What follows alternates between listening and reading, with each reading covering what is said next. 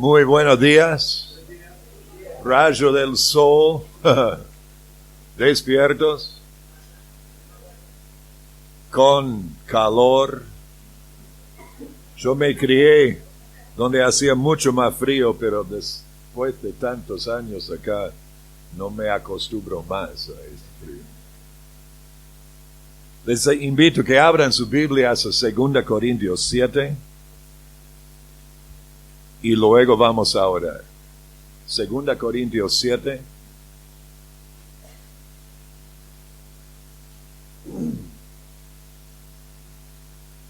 Tiene que aguantar otro tono norteamericano esta mañana.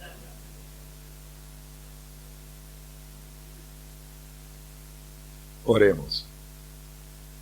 Padre nuestro, es un gozo, es un gusto reunirnos con el enfoque en nuestro Señor Jesucristo y en tu palabra, por medio de la cual te has revelado a nosotros.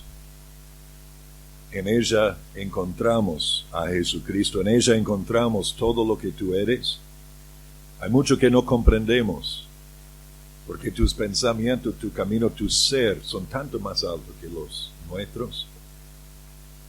Pero Señor, te has demostrado tu amor en tu palabra por medio de Jesucristo, en enviarle a venir y tomar nuestro lugar, recibir nuestro castigo que merecemos y morir derramando su sangre para así conseguir nuestra salvación eterna. Para nosotros los que nos hemos arrepentido de nuestros pecados y confiado en Cristo como Salvador, nos has perdonado, nos has hecho aceptos en el amado Jesucristo y nos has hecho hijos tuyos. Confieso, Padre, que no entiendo esto. ¿Cómo podrías?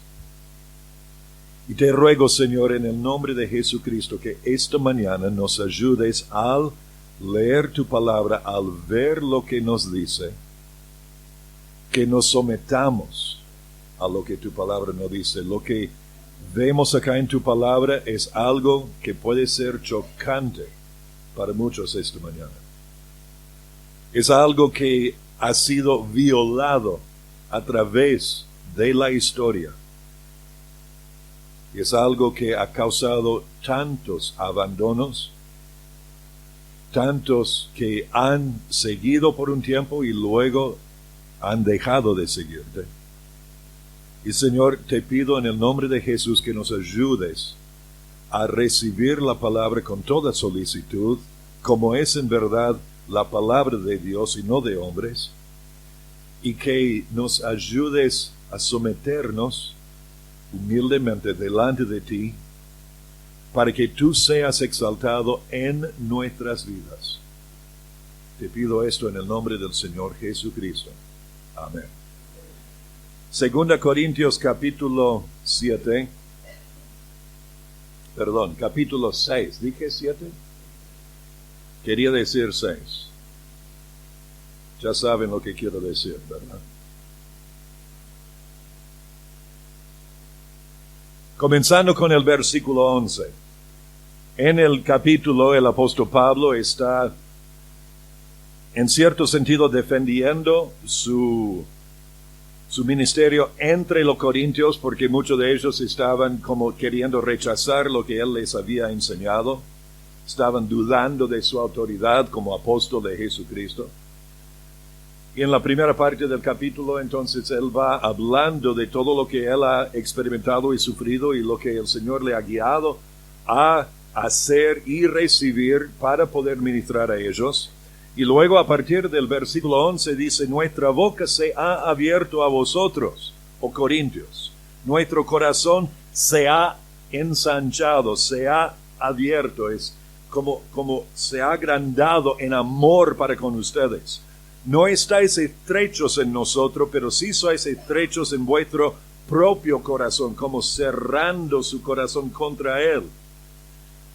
Y dice, pues, para corresponder del mismo modo como a hijos hablo, ensanchaos también vosotros. Que dejen que el amor que tengo para con ustedes también se refleje en la vida de ustedes. Y ahora continúa con un pasaje que nos pega según nuestra situación. Pero es una demostración del amor del apóstol Pablo para con los corintios, y debemos recordar que él al escribir esto fue inspirado por el Espíritu Santo, para que las palabras que leemos acá, que sepamos que son las palabras mismas que Dios quería que fuesen escritas aquí en la palabra. Entonces, no son solamente palabras del apóstol Pablo a los corintios, es Dios hablando a su pueblo y a nosotros hoy día. Y al leer estas palabras, debemos aceptarlas y entender que debemos hacerle caso. Ahora leamos. Dice, no os unáis en yugo desigual con los incrédulos, porque ¿qué compañerismo tiene la justicia con la injusticia? ¿Y qué comunión la luz con las tinieblas? ¿Y qué concordia Cristo con Belial? ¿O qué parte el creyente con el incrédulo? ¿Y qué acuerdo hay entre el templo de Dios y los ídolos? Porque vosotros sois el templo del Dios viviente. Como Dios dijo, habitaré y andaré entre ellos y seré su Dios, y ellos serán mi pueblo. Por lo cual, salid de en medio de ellos, apartaos, dice el Señor, y no toquéis lo inmundo, y yo os recibiré, y seré para vosotros por Padre, y vosotros me seréis hijos e hijas, dice el Señor Todopoderoso. Así que, amados, puesto que tenemos tales promesas, limpiémonos de toda contaminación de carne y de espíritu, perfeccionando la santidad en el temor de Dios. Al estudiar las Escrituras, al buscar lo que es el tema central o la idea principal de un párrafo, de un texto, para luego ver cómo Dios lo desarrolla y luego explicar y predicarlo, siempre buscamos esa idea principal, y este es uno de esos textos que se lo presenta ahí nomás en la primera línea. No os unáis en yugo desigual. No debemos unirnos en un yugo desigual. Pero hay un problema acá. Si le pregunto qué es un yugo, ¿qué dirán? Para ilustrar esto, voy a pedir la ayuda de mi ayudante esta mañana.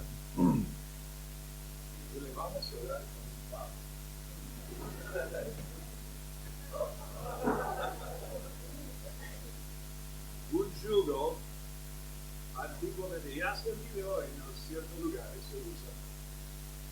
Un yugo era el palo de madera formada que se colocaba sobre los hombros y el cuello de dos animales. Dos bueyes, burro puede ser.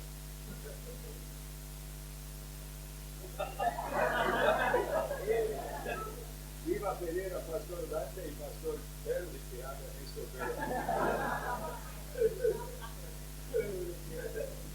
entonces el yugo es lo que se colocaba sobre los hombres, normalmente de hierro o barra de cuero, y luego a esto conectado con palos y otra barra de cuero, correas, el arado o el carro. Entonces los dos tenían que caminar juntos de un lado al otro.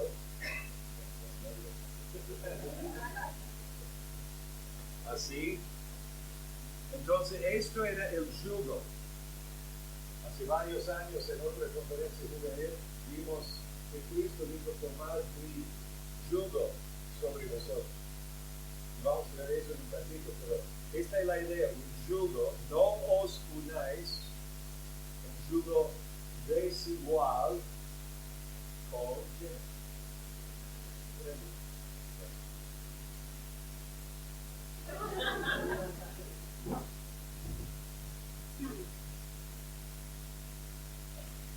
El yugo desigual, entonces, es cualquier relación con una persona que no conoce a Jesucristo, que te lleva a abandonar o transigir los principios bíblicos. O sea, sencillamente te hace cambiar para seguirlo. El yugo desigual con incrédulo puede ser una amistad. Puede ser, y esto a veces sucede, gracias, que una persona se convierte a Cristo, tiene amistades. Y no es siempre necesario abandonar esas amistades. De hecho, puedes, y muchas veces Dios te utiliza para ayudar a ellos también a conocer y confiar en Jesús y seguirle.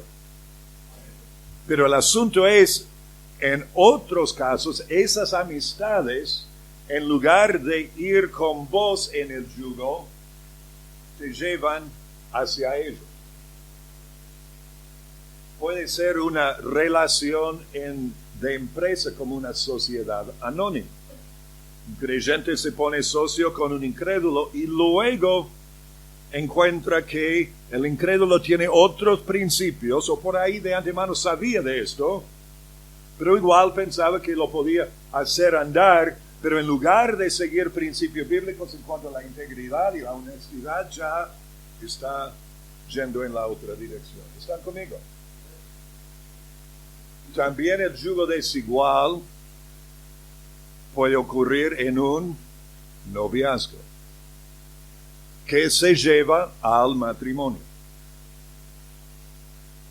Y hermanos, el asunto es una relación con otra persona, y especialmente en el ambiente de un noviazgo. La palabra es muy clara acá: no os unáis en yugo desigual. No debemos unirnos. Señoritas que conocen a Jesucristo, puede ser que estás acá y tenés un novio que no conoce a Cristo. ¿Qué te dice? Muchachos que están acá que por ahí tienen una novia que no es creyente. ¿Qué te dice esta palabra? Y ojo, no son palabras de hombres. Y en este texto encontramos 3 razones por las cuales no debemos unirnos en yugo desigual. Primeramente, en el versículo 14, lo demás del verso nos demuestra que el yugo desigual no debemos entrar en esto por lo que es un yugo desigual. Es una contradicción. No debemos unirnos en un yugo desigual por lo que es el yugo desigual. Es una contradicción. Dice, porque ¿qué compañerismo tiene la justicia con la injusticia? Y esta es la primera de 5 preguntas retóricas, y la respuesta anticipada a cada pregunta es nada o en ninguna manera.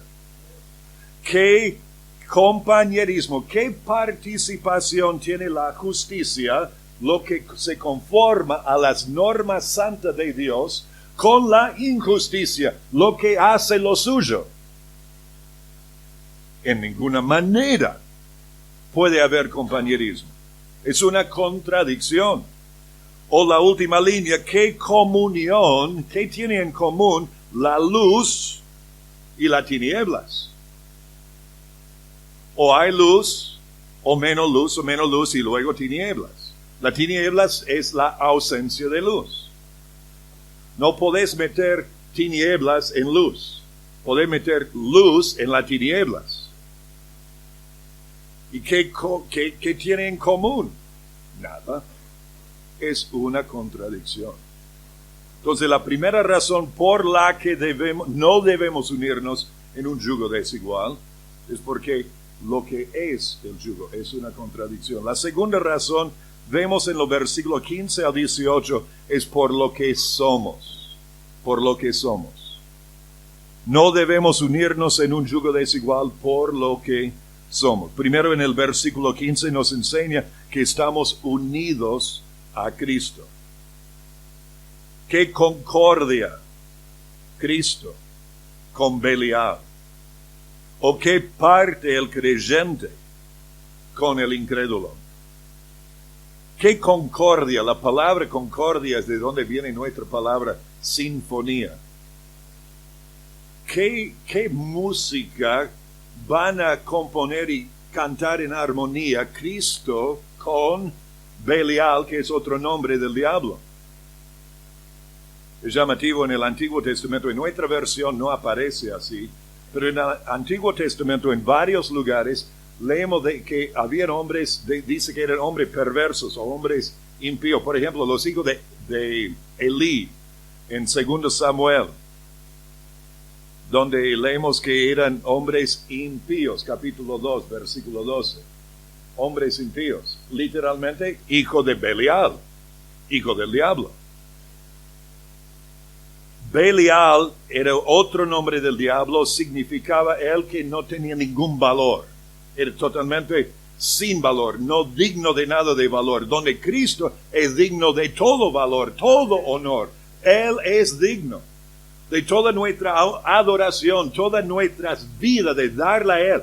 ¿Qué concordia, qué armonía hay entre Cristo y el diablo? Y la respuesta es nada. Y nosotros, los que conocemos a Jesucristo como nuestro Señor y Salvador, estamos unidos a Cristo. Yo mencioné antes Mateo 28, mírenlo conmigo. Mateo 11, 28. Mateo 11, 28.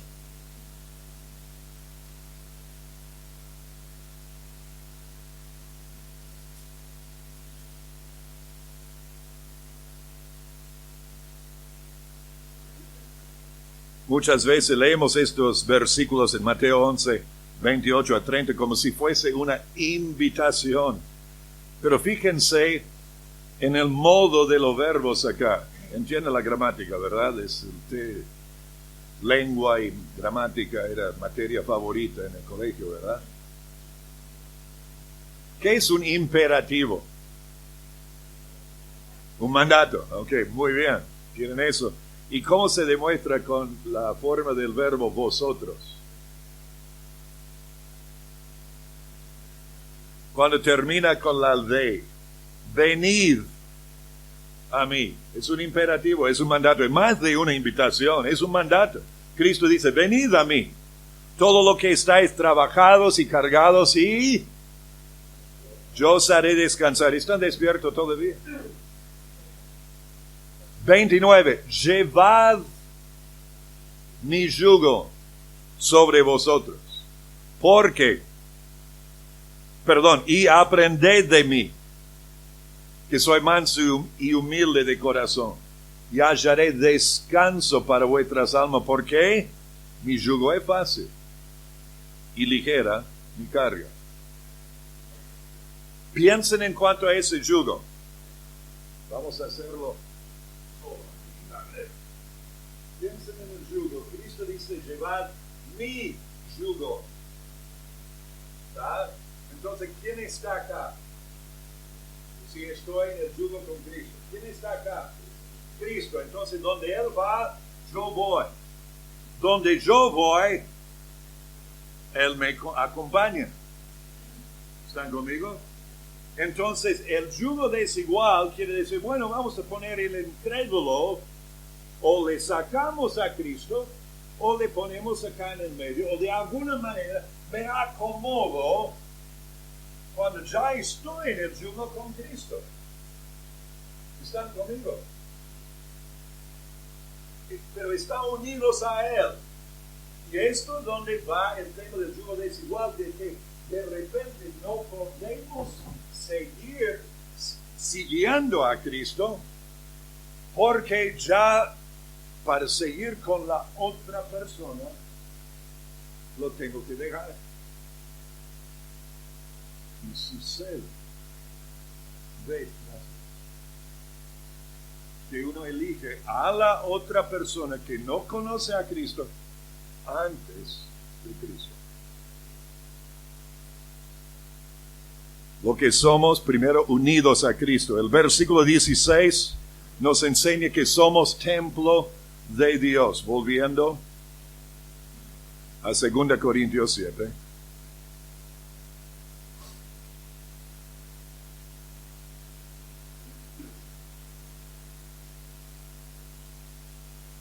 Versículo 16 dice, ¿qué acuerdo hay entre el templo de Dios y los ídolos? Porque vosotros sois el templo del Dios viviente. Como Dios dijo, y acá cito de Ezequías, habitaré y andaré entre ellos, y seré su Dios, y ellos serán mi pueblo. Nosotros sabemos, por lo que leemos en 1 Corintios capítulo 6, y el versículo 19 y 20, que nuestro cuerpo es templo del Espíritu Santo, el cual está en vosotros, el cual tenéis de Dios, y que no sois vuestros, ya no nos pertenecemos a nosotros. De hecho, nunca nos pertenecíamos a nosotros mismos, pero no nos damos cuenta antes de conocer a Cristo. Porque habéis sido comprado por... ¿Y qué fue ese precio? La sangre de nuestro Salvador Jesucristo. Él derramó su sangre, murió para rescatarnos de la esclavitud del pecado. Y en ese momento, cuando nosotros confiamos en Él, Él entra, el Espíritu Santo entra a morar en nuestro cuerpo y llegamos a ser templo del Espíritu Santo, templo de Dios. Y qué, como dice, qué acuerdo hay entre el templo de Dios y los ídolos. Nada, en ninguna manera. No debemos unirnos en yugo desigual, por lo que somos primeramente unidos a Cristo, segundo, templo de Dios. La última línea de verso 16 con 17, somos pueblo de Dios. Ellos serán mi pueblo, por lo cual salid de en medio de ellos.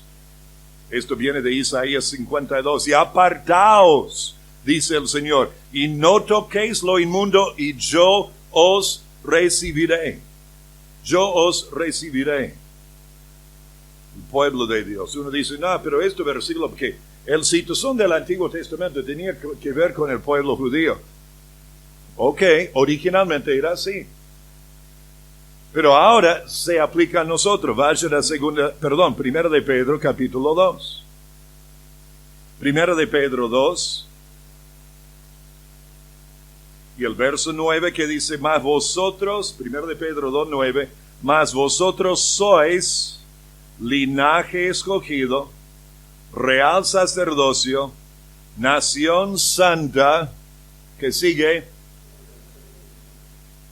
pueblo adquirido por Dios, para que anunciéis las virtudes de aquel que os llamó de las tinieblas a la luz admirable. Somos pueblo de Dios. No debemos de unirnos en yugo desigual, porque somos pueblo de Dios. Y último en el 18, porque somos hijos de Dios. Y seré para vosotros por Padre. Esto es algo llamativo, increíble. En el Antiguo Testamento, un par de veces, leemos que se refirieron a Jehová Dios como el Padre de Israel. Pero no consideraban a Jehová Dios como Padre de los individuos. Esto es algo que brotó a partir del ministerio de Jesucristo. ¿Y recuerdan cómo nos enseñó a orar? Padre nuestro que estás en los cielos. Qué privilegio para nosotros que conocemos a Jesucristo como Salvador. Para nosotros que nos hemos arrepentido de los pecados, hemos dado vuelta de los pecados y confiado en Cristo. Qué privilegio de poder llamar al soberano creador de este universo Padre, Padre mío, Padre nuestro. Entonces, siendo hijos de Dios, sabiendo que a los que creen en su nombre le dio potestad de ser hechos hijo de Dios. Siendo así, ¿cómo voy a unirme en yugo desigual? Sin embargo, vemos que a menudo esto sucede. Uno por las amistades que tiene. Al querer, como mencionaron ayer, al querer quedarse bien con la junta, con los amigos, uno va abandonando sus principios, transigiendo sus principios, dejando de caminar con Cristo para caminar con los amigos. Es un yugo desigual. Ahora, si vos tenés mayor influencia sobre ellos y puedes traerlos a Cristo y ayudarles a conocer y confiar en Cristo, sigue, dale, adelante con eso. Pero si ves que el otro lado, o sea, te están llevando por el otro lado, ahí es importante cortarlo. Y cuando te vienen tus padres o tus amigos creyentes o tu pastor o líder y te dice, esto está pasando en tu vida, no pongas excusas. No, pero especialmente en cuanto al tema del noviazgo. Muchos llegan a conocer a Cristo teniendo un novio o novia que no conoce a Cristo. Hay que hablarle de Cristo. Hay que explicar lo que pasó en tu vida. Hay que explicarles que Cristo ahora habita en tu vida.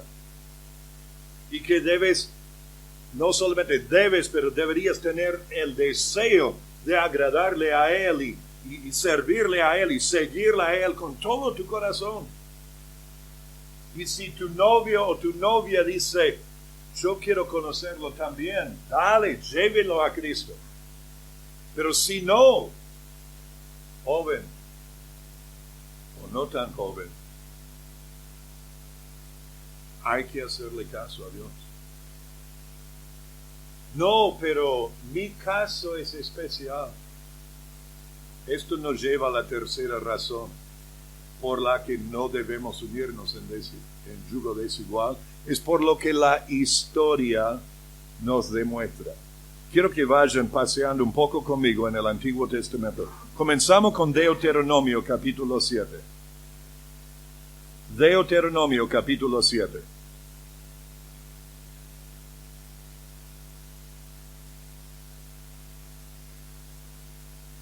Deuteronomio capítulo 7, los primeros 4 versículos. Deuteronomio, Moisés está dando sus últimas instrucciones y repasando lo que Dios le ha mandado a dar al pueblo de Israel. Están en la ribera del río Jordán, el lado oriente, esperando pasar el Jordán y conquistar la tierra prometida. Habían salido de Egipto unos 40 años antes. Moisés, poco tiempo después de esto, Dios le lleva a su presencia. Pero él dice acá en el capítulo 7, y estas son instrucciones, mandamientos para el pueblo de Israel, el pueblo de Dios, que también lo somos. Cuando Jehová tu Dios te haya introducido en la tierra en la cual entrarás para tomarla, y haya echado de delante de ti a muchas naciones, al Eteo, al Gergeseo, al Amorreo, al Cananeo, al Fereceo, al Heveo y al Jebuseo, 7 naciones mayores y más poderosas que tú, y Jehová tu Dios las haya entregado delante de ti, y las haya derrotado, las destruirás del todo, no harás con ellas alianza, ni tendrás de ellas misericordia, y no emparentarás con ellas, no darás tu hija a su hijo, ni tomarás a su hija para tu hijo, porque desviará a tu hijo de en pos de mí, y servirán a dioses ajenos, y el furor de Jehová se encenderá sobre vosotros, y te destruirá pronto. Ahí fueron ya advertidos. Pero muchos no siguieron el mandato del Señor. Piensen en el hombre más fuerte que se levantó tiempo después. ¿Cómo se llamaba? Vamos a ver en Deuteronomio, Josué, Jueces, capítulo 14. Jueces 14. Desde antes de su nacimiento, fue anunciado a los padres de Sansón que su hijo iba a ser nazareo, iba a tener un voto sobre su vida. El Espíritu Santo iba a llenarlo y controlarlo y ayudarle a liberar a su pueblo de los filisteos y otro pueblo alrededor que no habían conquistado y vivían allí todavía. Pero Sansón pensaba que era una excepción a la regla. Él era fuerte. Él podía hacer lo que otro por ahí no podía. Pero tuvo un problema. Las mujeres. Descendió Sansón, Jueces 14. 1. Descendió Sansón a Timnat. Y vio en Timnat, esto es a unos 10 kilómetros de donde él vivía, a una mujer de las hijas de los filisteos. Y subió y lo declaró a su padre y a su madre, diciendo: yo he visto en Timnat una mujer de las hijas de los filisteos, os ruego que me la toméis por mujer. Y su padre y su madre le dijeron: no hay mujer entre las hijas de tus hermanos, ni en todo nuestro pueblo, para que vayas tú a tomar mujer de los filisteos incircuncisos. Y Sansón respondió a su padre: tómame esta por mujer, porque ella me agrada, me gusta. Bueno, si ella te agrada, está bien desobedecer a Dios entonces. Eso es excepción, Sansón. Y vemos luego la destrucción que esto fue, no solamente esta mujer, pero otras a su vida. El hombre que tenía la mayor capacidad en aquel entonces para liberar a su pueblo, y lo derrotó todo, lo derrochó, porque considerarse excepción a la regla. Vayan conmigo a Primer Reyes. Esto era el hombre más fuerte. ¿Quién es el hombre más sabio? Salomón. Primer Reyes capítulo 3.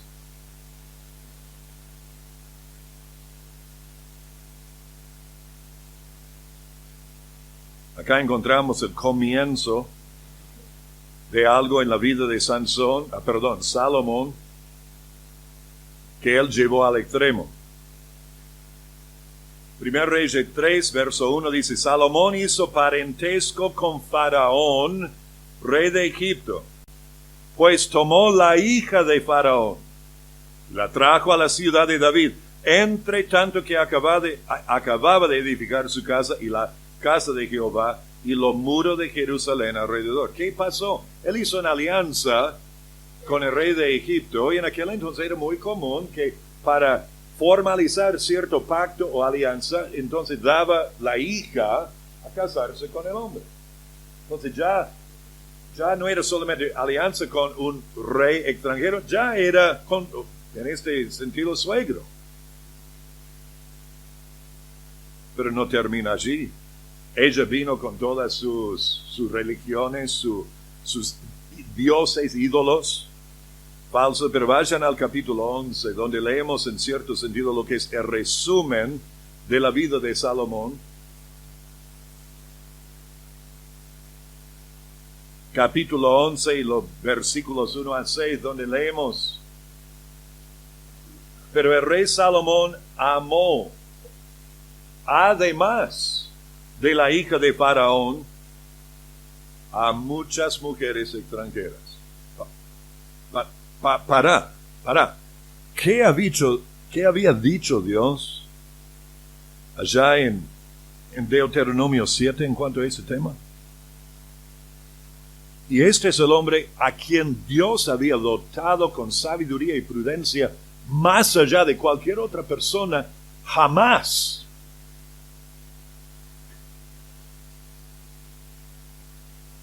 Amó a muchas mujeres extranjeras, a la de Moab, a la de Amón, a la de Edom, a la de Sidón y a las Eteas, gente de la cual Jehová había dicho a los hijos de Israel, no os llegaréis a ellas, ni ellas se llegarán a vosotros, porque ciertamente harán inclinar vuestros corazones tras sus dioses. A estas pues se juntó Salomón con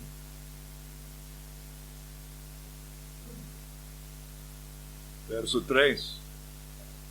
Y tuvo 700 mujeres reinas, 300 concubinas, y sus mujeres desviaron su corazón. Y cuando Salomón era ya viejo, sus mujeres inclinaron su corazón tras dioses ajenos.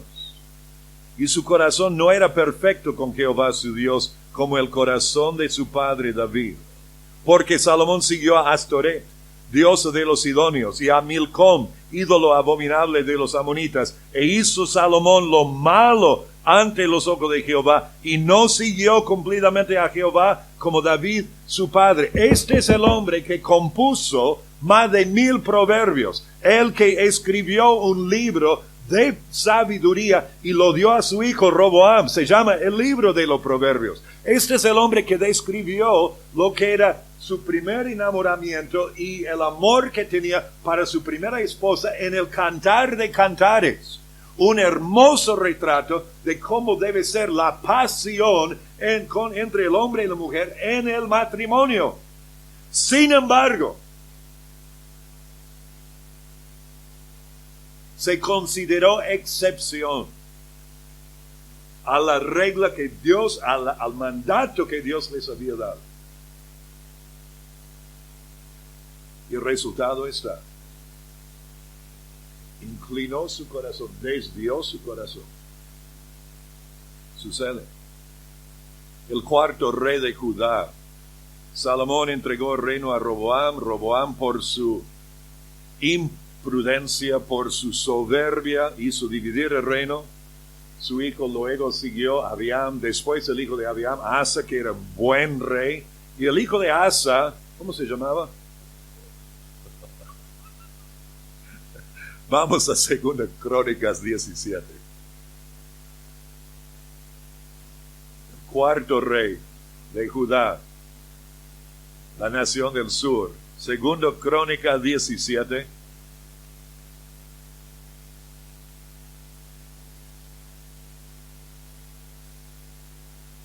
¿Quién fue el cuarto rey? ¿Cómo? Josafat, no Jofasat, Josafat. Reinó en su lugar, esto es después de Asa, y Asa fue por lo general bueno, aunque terminó más o menos. Reinó en su lugar Josafat su hijo, el cual se hizo fuerte contra Israel, puso ejércitos en todas las ciudades fortificadas de Judá, y colocó gente de guarnición en tierra de Judá, y asimismo en las ciudades de Efraín, que su padre Asa había tomado, y Jehová estuvo con Josafat, porque anduvo en los primeros caminos de David su padre, y no buscó a los Baales, esos dioses de fertilidad, los falsos que los pueblos paganos seguían, sino que buscó al Dios de su padre, y anduvo en sus mandamientos, y no según las obras de Israel, el reino del norte. Ahora vayan conmigo al capítulo 18, verso 1. Sigue el relato de la vida de Josafat. Dice: tenía pues Josafat riquezas y gloria en abundancia, y contrajo parentesco con Acab. ¿Quién era Acab? Era el rey del reino del norte de Israel, el séptimo rey de Israel, y era uno de los peores. Se casó con una mujer muy hermosa y conocida desde aquel entonces. Yo nunca he escuchado a alguien nombrar a su hija Jezabel, porque era malvadísima, podemos decirlo así, re mala. Y Josafat, buen rey, caminando con Acab, hace una amistad. Y acá encontramos que no es el yugo desigual, no solo se aplica a lo que es noviazgo o casamiento, pero también a las amistades. Un hombre ya que debería haber sabido mejor, traza la amistad con el rey del norte. Me imagino que tenía buenas intenciones porque quería unir los dos reinos, pensando que capaz en esta manera podemos volver a tener un reino unido como fue con Saúl y David y Salomón, pero ya hace años está dividido, pensando que no importan las intenciones. No, pero voy a hacer esto porque de esta forma puedo ayudarle a conocer a Cristo. Si esa persona te lleva y pones en el yugo y vas hacia su camino, ya hay que cortarlo. Es importante que tenemos amistades, buenas amistades con personas que no conocen a Cristo.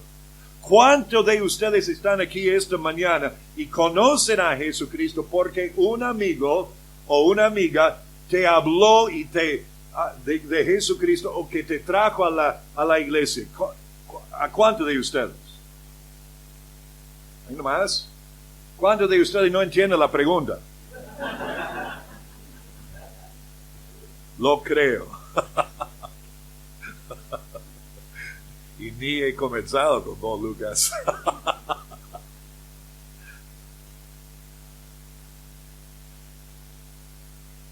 Las amistades sanas con personas que no conocen a Cristo debemos utilizar y entender que Dios nos ha puesto en sus vidas para traerlos a Cristo. Pero si comenzamos a transigir nuestros principios o abandonarlos para seguir en esa amistad, y esto es lo que pasó acá con Josafat, porque él leemos que acá le hizo este parentesco en el capítulo 19.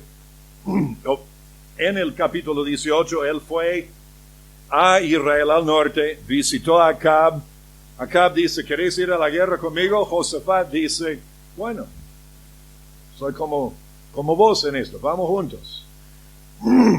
Capítulo 19, después de haber vuelto a Judá, a Jerusalén, leemos: Josafat, rey de Judá, volvió en paz a su casa en Jerusalén, 19:2, y le salió al encuentro el vidente Jehú, hijo de Ananí, quiere decir vidente profeta, y dijo al rey Josafat: al impío das ayuda y amas a los que aborrecen a Jehová.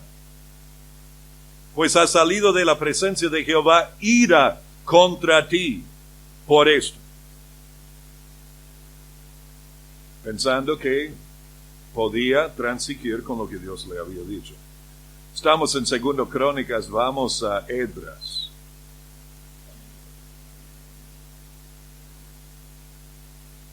Israel fue llevado cautivo, llegamos al final de 2 Crónicas, leemos que fueron llevados cautivos por los babilonios. Estaban allí unos 70 años. Dios, después de que los persas conquistaron a Babilonia, Darío y luego Ciro decretaron que los judíos podían volver a Judá. En el primer retorno, Zorobabel fue el que lo lideró, comenzó a restablecer y reconstruir el templo que fue destruido. En el segundo retorno, Esdras volvió. Y a partir del capítulo 7 leemos de la influencia y el ministerio que él tenía. Y después de estar allí un rato, Esdras capítulo 9, él encontró un problema grande que había surgido en todos esos años.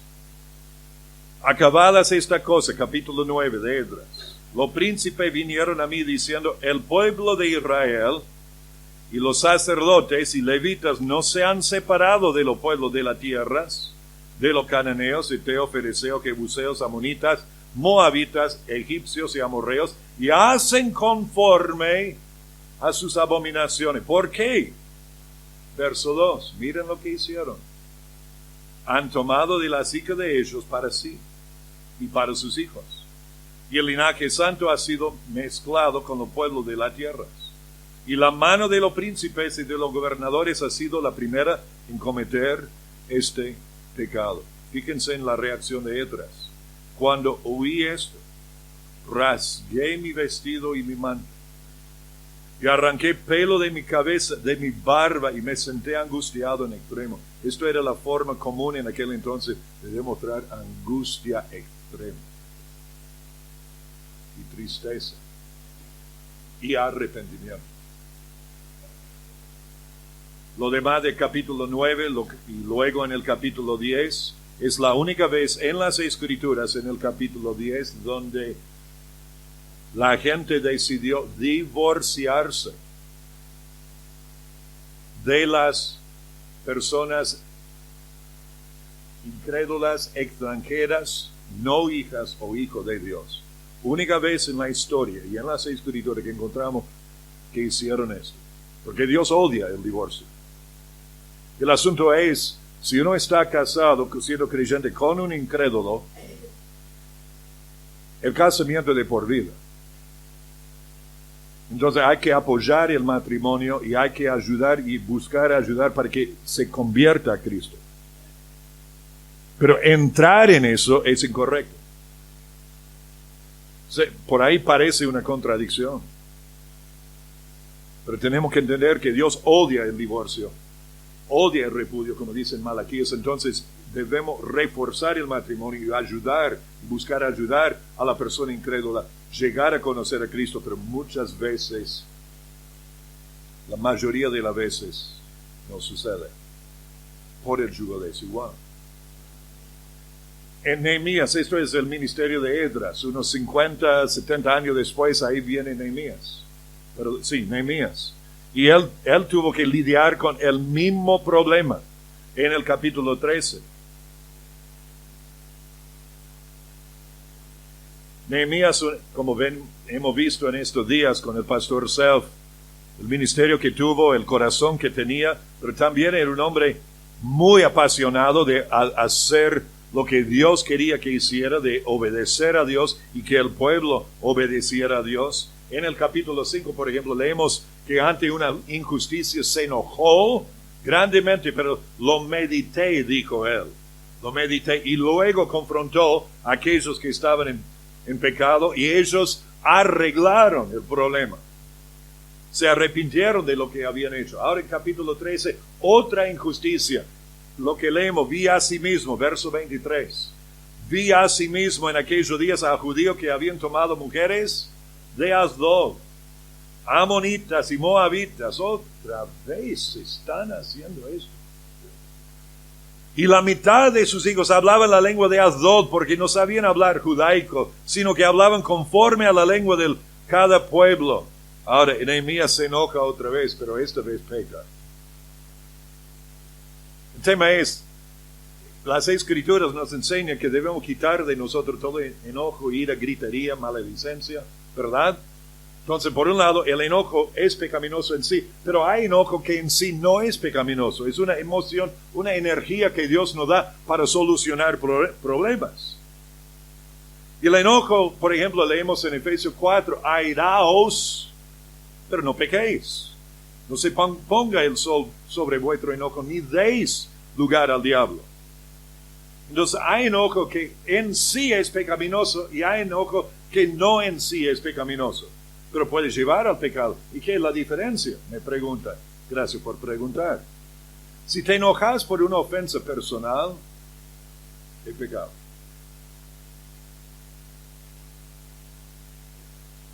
Si te enojas por una injusticia contra Dios o contra otros, eso no es pecado. ¿Están conmigo? ¿Qué haces con esa energía? ¿Qué haces con esa emoción fuerte cuando ves una injusticia?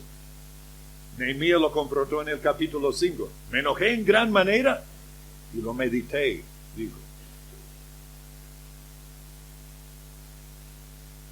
Lamentablemente no meditó acá, no paró a pensar. 25, y reñí con ellos. Y lo maldije. Bueno, y herí a algunos de ellos. Y les arranqué los cabellos.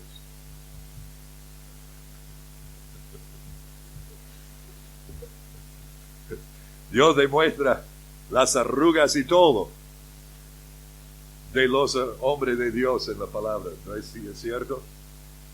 Leemos esto y ahí vemos el espejo, ¿verdad? ¿Cuántas veces hemos hecho? Eso es un desvío, perdón, volvamos al tema. El asunto es, tenía que tratar con el mismo problema y a través de los siglos, a través de las generaciones, sucede.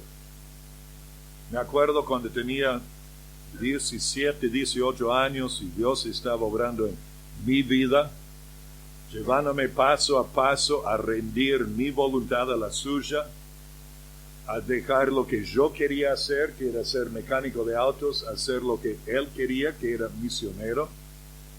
Y en ese tiempo apareció una señorita, no creyente. Y las miradas y los intereses comenzaron a brotar. Pero me di cuenta, no debo en ninguna manera perseguir eso. Tiempo después conocí a una chica hermosa, pero más de eso, una dulzura, una amabilidad. ¿Saben de quién estoy hablando, verdad? Encantadora en todo, una persona que amaba a Dios por sobre todo. A los 15 años había dedicado su vida al Señor a ser misionera, que amaba a otros y siempre amable con otros.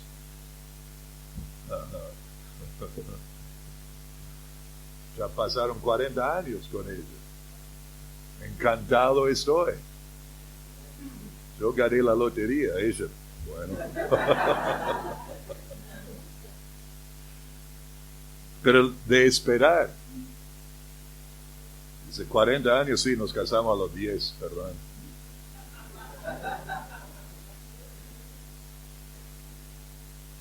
Pero encontramos esto a través de la historia. ¿Por qué no debemos unirnos en yugo desigual?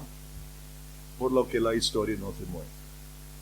Cada uno de nosotros acá, los pastores, más que otros, los líderes, conocemos situaciones donde habían jóvenes que querían seguir al Señor, jóvenes que por ahí Dios había llamado a ellos al ministerio, o jóvenes que Dios había obrado grandemente y aunque no fueron llamados al ministerio, habían dedicado sus vidas a seguir a Cristo con todo, y hoy no están por el yugo desigual. Volvamos a 2 Corintios 7, por favor.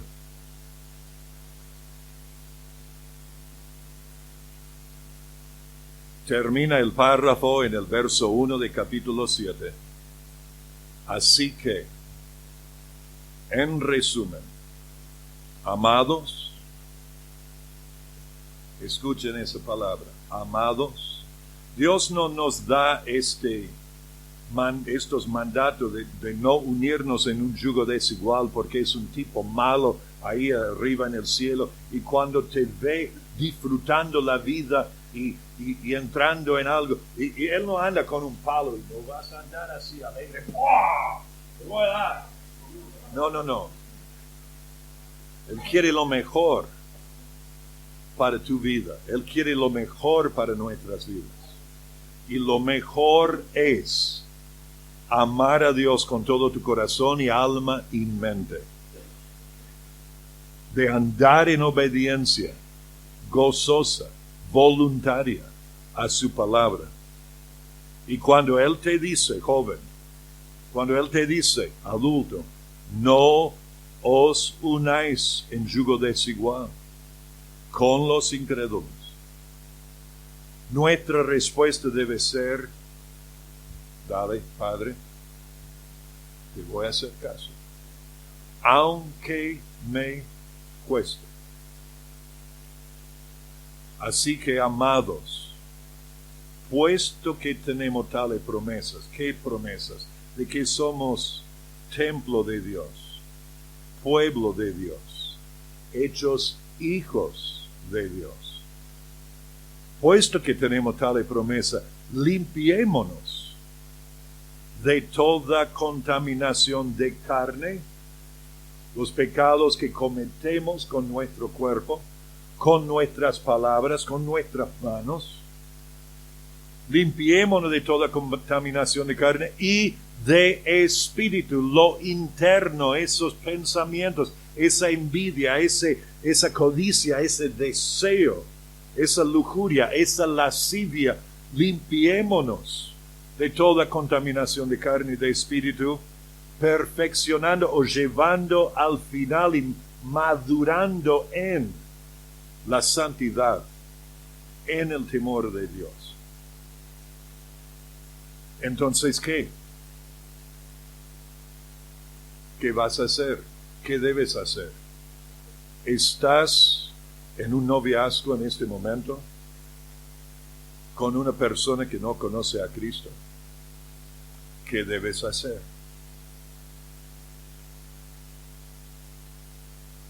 La respuesta es obvia. Debes hablarle y explicarle que esta relación no puedo seguir y mostrarle esto. Lo llamativo es, hace varios años atrás había una señorita en nuestra iglesia. Dios había hecho sanidad de su columna desviada, era llamativo, fue comprobado por las placas hechas antes y después. Y habíamos orado y Dios había obrado en gran manera en su vida, pero ella conoció a un muchacho, un buen muchacho, como diríamos, que no conocía a Cristo. Y ella comenzó el noviazgo con él. Y le explicamos de este pasaje, lo que estás haciendo está mal. Y ella me dice, bueno, yo sé que no estoy haciendo lo que debo hacer y que con esto la iglesia no está, o que no debo seguir en la iglesia, o algo así me decía. Y yo dije, no es eso no es el tema. Estás desobedeciendo a Dios y su palabra en esto. Y de hecho, un día fui a la casa para hablar con ella y sus padres, y el novio estuvo. Y me senté con los cuatro y les expliqué este pasaje, y el muchacho me dijo, eso tiene sentido. Él lo entendió. Pero siguieron igual. Y se casaron. Y no los vimos más. Y ahí están. Este asunto a mí me ha pegado muy de cerca.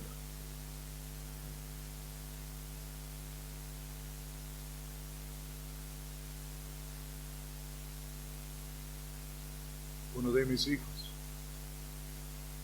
comenzó un noviazgo con una señorita no creyente. Me senté con él un día y le dije, hijo, quiero que sepas, te amo de todo corazón. Dice, yo lo sé, padre. Pero si vos seguís en este noviazgo y luego algún día te querés casar, no te puedo casar. Y quiero que sepas que eso me parte el corazón. Siguió en el noviazgo. Se casaron. Y me partió el corazón. Y me senté con él una semana antes de que se casaran. Tuvimos que lidiar con todo el tema de qué hacemos como padres, con él y con ella. Y llegamos a entender, tenemos que amarla, no rechazarla. Ella nunca va a conocer a Cristo si ella va de parte de nosotros rechazo. Me senté con él y le dije, me siento muy mal. Le dije, en todo esto, cuando tus hermanas se casaron, estábamos en el medio de todo esto, ayudando, regocijándonos con ellos, y acá estamos de afuera mirando para adentro, y me parte. Y él lloró conmigo. Me dijo, yo te entiendo. Y se casaron. Y yo le dije en aquel entonces, yo no veo en ninguna forma como estoy perdiendo un hijo. Creo que estoy ganando una hija y la hemos tratado así. Y hasta el día de hoy tenemos buenísima relación. Pero es un yugo desigual. Y como padres, nos quebrantan. Pero ¿saben qué? El corazón quebrantado es buena cosa. Bienaventurados los pobres en espíritu, porque de ellos es el reino de los cielos. ¿Con quién habita el alto y sublime y el que habita la eternidad y cuyo nombre es el santo? Con el quebrantado y humilde de espíritu.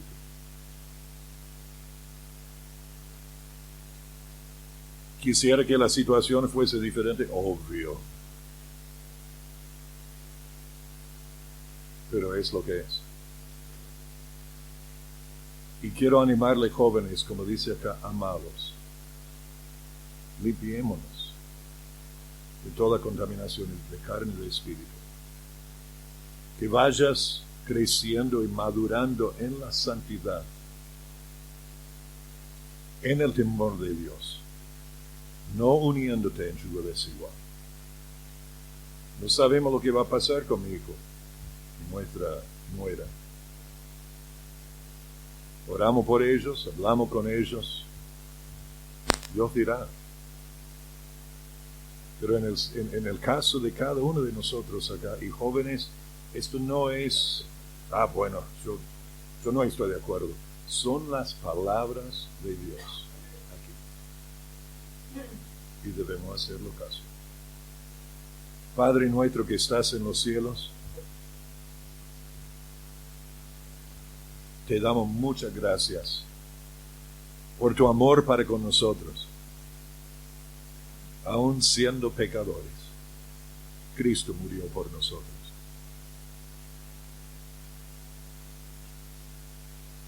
Y al amarnos y al llamarnos a ser tus hijos, al hacernos tu pueblo, al habitar tu Espíritu Santo adentro nuestro, haciendo que seamos templos del Espíritu Santo, y al estar unido con Cristo, tomando su yugo sobre nosotros. Vemos, Padre, que el yugo desigual es una contradicción de lo que somos. Un yugo desigual con los incrédulos lleva por lo general al desvío y al abandono de caminar contigo, y al abandono de la vida con Jesús. Y por tanto, Padre, yo te pido en el nombre de Jesús que obres en el corazón de cada uno esta mañana. Puede haber varones acá que tienen novias que no conocen a Cristo. Que les des el coraje, la firmeza y la dedicación a ti, a poder hacerlo correcto y recto delante de ti, y cortar con el noviazgo. Puede haber señoritas aquí que tienen un novio incrédulo. Pido, Señor, que les ayudes a ellas a no seguir sus emociones, a no seguir los sentimientos, sino que sigan a Cristo, que sigan a tu palabra. Puede haber algunos acá que tienen amistades que no les ayudan para nada en su andar con Jesús. Les hace alejar de Jesús más de acercarse. Y si es así, Padre, yo te ruego que les ayudes a comprender que eso también es un yugo desigual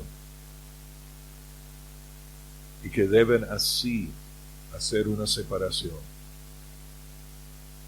Pero también, Padre, que nos ayudes a entender que nuestras amistades con personas que no conocen a Cristo, nosotros deberíamos ser instrumentos para ayudarles a conocer y confiar en Jesús y seguirle, al seguirle a Jesús nosotros. Por tanto, te ruego, Padre, que ayudes a cada joven acá en una de estas situaciones a tomar la decisión hoy a obedecerte en amor, y al volver a casa, tomar los pasos necesarios para que pueda seguirte a ti y no abandonarte. Te lo pido en el nombre de Jesucristo.